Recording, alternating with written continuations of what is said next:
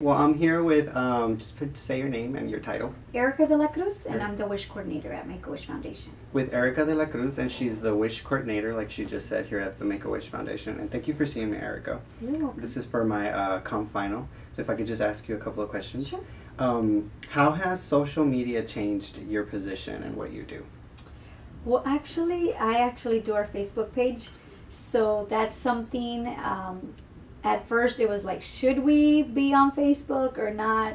The first thing was MySpace. We never did that. Right. But we did go into the Facebook phase, and we do have a Facebook page. What helps us a lot is that since we are a national organization, a lot of the postings and wordings comes from the national office. Mm-hmm. Some of that stuff we could just put as an overall. But I have learned everybody has different audience, and depending on how our like if I post something really early in the morning, we will get a lot of feedback more than if I would put it like in midday, like let's say 10 a.m. or 11 a.m. I guess people wake up and the first thing they go into is their social media apps. That's true. So, and then of course when we have like a child on our Facebook page, we will get more response than as if we would put a sponsor. Right. Or something like that. Because now with pages, I'm sure you know that you can see the feedback of how many people have been seeing your pages and things like that. And and that's very true. I actually read an article that said that if you want likes or on your Instagram and on your Facebook, the best times to post would be in the morning because everyone's getting up. And a lot of what we do is when we're in bed and our alarm goes off, we get our phone and we go on Facebook and start. I don't know if it's something that we do to sort of start waking up and seeing what the world is doing. That's a good time to post. And then I heard another one was in the afternoon, and I guess that's because everyone's going home. Yes, like around 5 o'clock. Yes, you will get a big, or lunchtime. I guess anytime that they would have a break that they can bring out their phone and look at it, those are the times you're going to get a response as if you would do it during the workday. Right. Okay. So tell me about some positive changes that you have noticed in this new age of media, of Twitter, of Instagram, of that new immediacy of sending this positive message, like for example here for Make-A-Wish. Well, we get more of a response now. People know that there is it's usually, before it was more of, there's a Make-A-Wish in McAllen. A lot of people don't know there's a Make-A-Wish. Yeah, I didn't know. In McAllen, but now you can go on Facebook and you could Google Make-A-Wish and it'll show you and you'll see what we do. So we get more of a response, especially for like younger children that need to do volunteer hours. We have gotten more of a response from them wanting to do their hours here with us than before. Oh, wow. Okay. Usually it was so-and-so told me, or my cousin got a wish granted, and that's how I found out. But now it's like, I looked you up on Facebook. And another thing, you can, like on Instagram, a lot of people just search for hashtags. Yes. You can just, for example, for you, I guess it would be easy to put, Make-A-Wish, hashtag Make-A-Wish, and then right next to it put the Valley.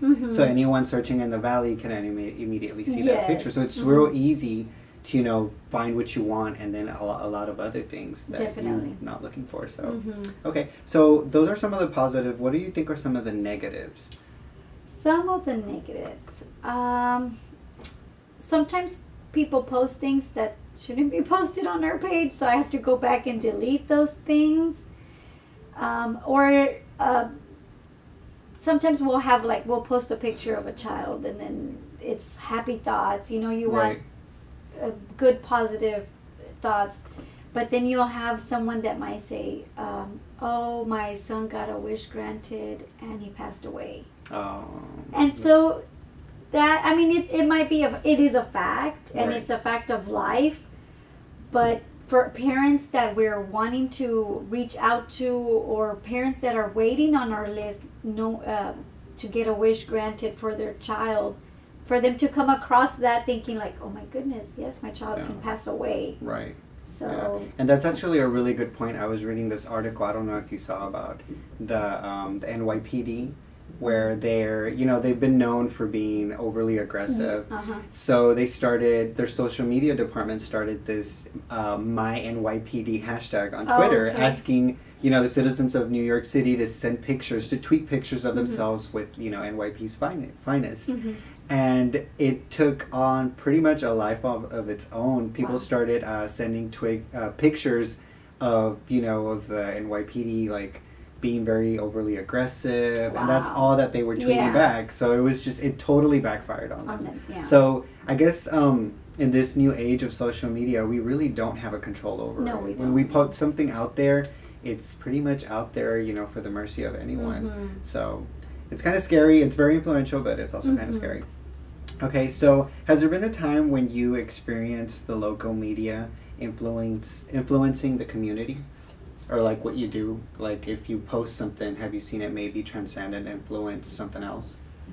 Not here locally, and not in a bad way. It was actually a positive. I don't know if you ever heard about the Bat Kid in California. It was all over. Yes, I saw in San Francisco. Okay, well that was not planned to have been something like that. Right. It was supposed to be a normal wish, which was something small. Right, yeah, and social media made it that big. And then the whole city became The whole city took, because what happened was, we have some, we have local volunteer groups in our pages, but that's specifically only for volunteers to see. Right. So what happened was the wish coordinator in that area sent out a message to the group and said, okay, we need some volunteers, about 100 people to volunteer Just for this. Well, someone took it upon themselves to share that. Right. And that share went all over. Yeah. I mean, they had thousands and thousands of people show up, and where it got to the point where the director had to call the city and said, okay, this is what's happening. Right. How can we help? How can you all help us help you not be a disaster? Because there's going to be people all over the place. And not only that, but the places were not disclosed of where the child was going to be. Yeah. And every place they went to, there was thousands of people. That's awesome. And it was all because of social media. Social media. Yeah, I did see that. I saw that on, I think it was Huffington Post. And I think they, even like the local police department participated, where he went he arrested someone. Yes, he and it was declared an emergency in the city of Gotham.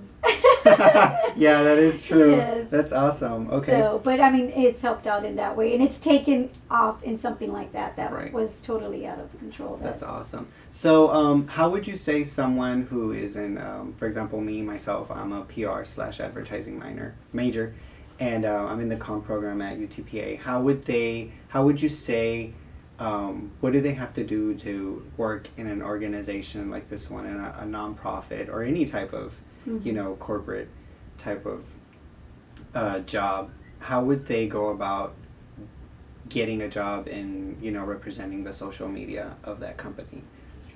Well, most importantly, I think to get the job,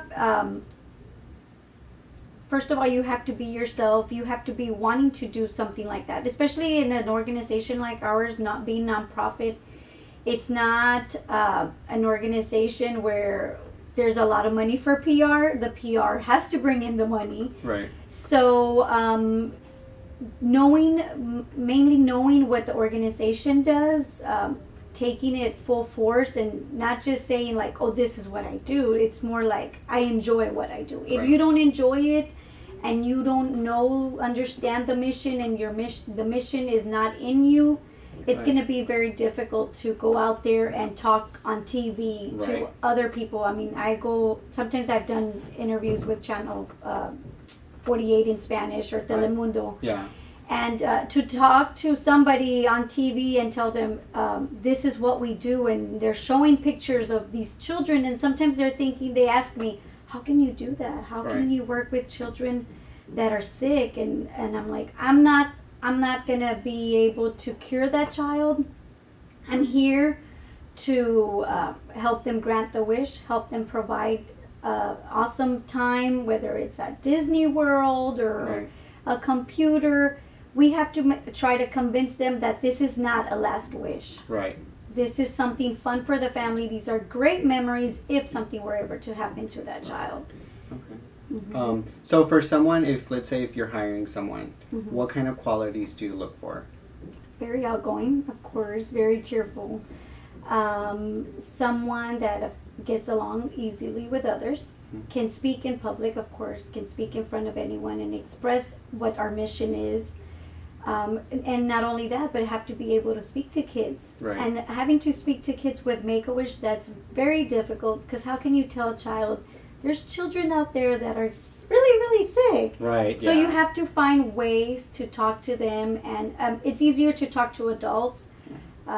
Not too long ago, actually, I had one with the Edinburgh Chamber, or no, it was the Kiwanis. And we were there to talk to them about what we do, what Make-A-Wish does. And I think for us, in a way, what helps us out a lot is that once they realize that once they're helping Make-A-Wish, they're helping children from the Rio Grande Valley, it's a little bit more convincing for them, as if they're working for an organization that sends their money to Houston or something like that.